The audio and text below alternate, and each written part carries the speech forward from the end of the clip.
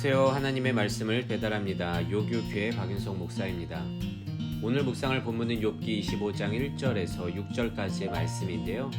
제가 4절 한 구절을 봉독하고 함께 묵상하도록 하겠습니다. 그런즉 하나님 앞에서 사람이 어찌 의롭다 하며 여자에게서 난 자가 어찌 깨끗하다 하랴. 욥과 세 친구들이 주고받는 그 세 번째 라운드의 대화가 계속 이어져 오고 있는데요. 이 친구들과의 대화는 오늘 빌닷의 변론으로 끝이 납니다. 그런데 빌닷의 세 번째 발언이 기록되어 있는 오늘 25장을 보면 단 6절로 되어 있는데요. 그 내용이 이전에 했던 말에 비해서는 매우 짧다는 것을 알 수 있습니다.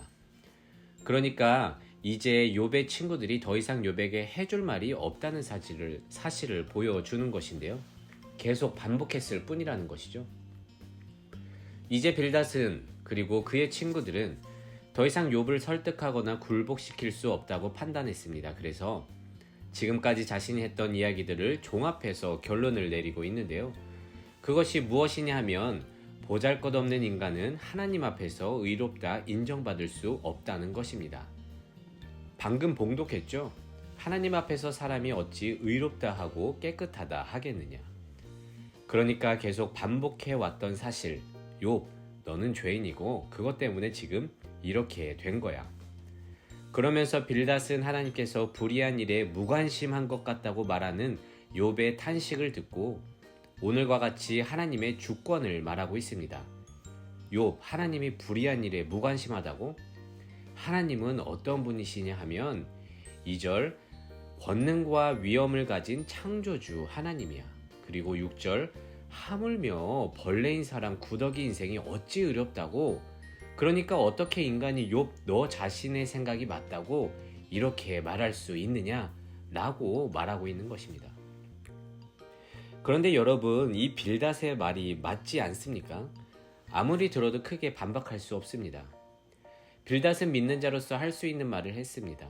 하나님의 주권과 능력을 높이고 인간의 연약함을 드러내면서 피조물의 겸손함을 강조하였습니다.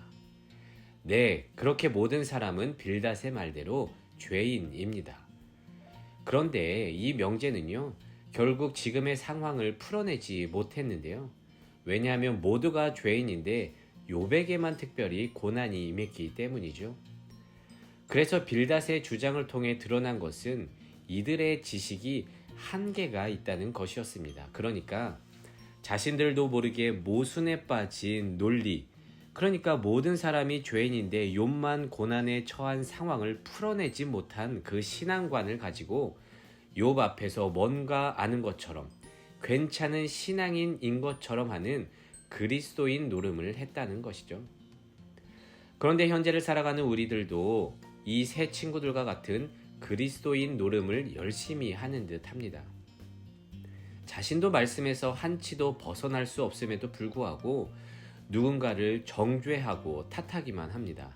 그 순간만큼은 자신은 이 모든 것을 알고 있고 모든 신앙의 정답인 것을 알고 있다고 하는, 그렇게 떳떳하게 사람들 앞에서 말하면서 탓한다는 것이죠. 그런데 우리는요, 이 세 친구들이 하는 그리스도인 노름을 멈춰야 합니다. 왜냐하면 이는 하나님의 단편만 보는 인간 죄성에서 비롯된 아픔의 놀이이기 때문입니다. 또한 빌닷을 포함한 세 친구들의 대화를 통해 알 수 있는 것은 이들은 창조주 되신 능력의 심판주 되신 하나님만을 이야기해 왔을 뿐 죄인들에게 자비를 베푸시는 하나님의 은혜는 계속 간과하고 있다는 것입니다. 하나님은 지극히 높으신 곳에서 권능과 위엄이 있으신 분이지만 마음이 상한 사람들 가까이에 계시며 억눌린 사람들을 구원해 주시는 긍휼의 하나님임을 놓치고 있다는 것입니다. 저는 이 세 친구들을 속된 말로 영적 꼰대라고 부르고 싶습니다. 여러분, 꼰대가 그렇잖아요. 편협적인 지식만으로 남에게는 그럴싸하게 말만 하고 가르치는, 그리고 정작 자신은 그렇게 하지 않는, 그래서 종종 상대를 향해서 정의와 공의의 하나님을 들먹거리면서 정죄하는 데 바쁘지만 정작 자신은 어려운 처지에 처하면 사랑과 긍휼의 하나님을 찾는 데 바쁘지 않겠습니까? 그렇게 신앙적 모순의 내로남불적 모습을 보이곤 하는데요. 그래서 우리는요, 평소에 나의 한계를 인정하며 무엇보다 죄인들을 향한 하나님의 자비를 말할 수 있어야 할 것입니다.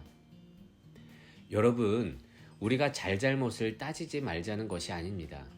우리가 주 앞에서 연약한 존재인 것을 깨닫는다면 욥의 세 친구들처럼 짧은 지식만으로 심판자가 되어서 상대를 정죄하기 이전에 주의 자비를 구하며 이들의 손을 잡아줘야 하는 그런 믿는 자가 되어야 한다는 것입니다.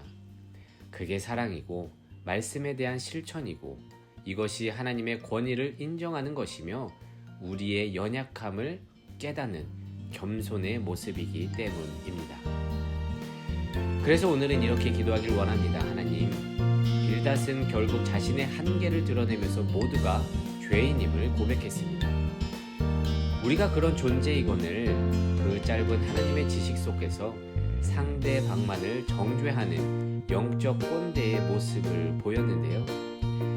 우리는 부디 이제 너와 나, 우리는 모두 주의 자비가 필요한 존재임을 깨닫고 심판자가 되기 이전에 위로자가 되기를 원하고 그렇게 서로 함께 손 붙잡고 우리에게 주어진 인생과 신앙의 여정을 함께 나아갈 수 있는 그런 동역자들 되게 하여 주시옵소서.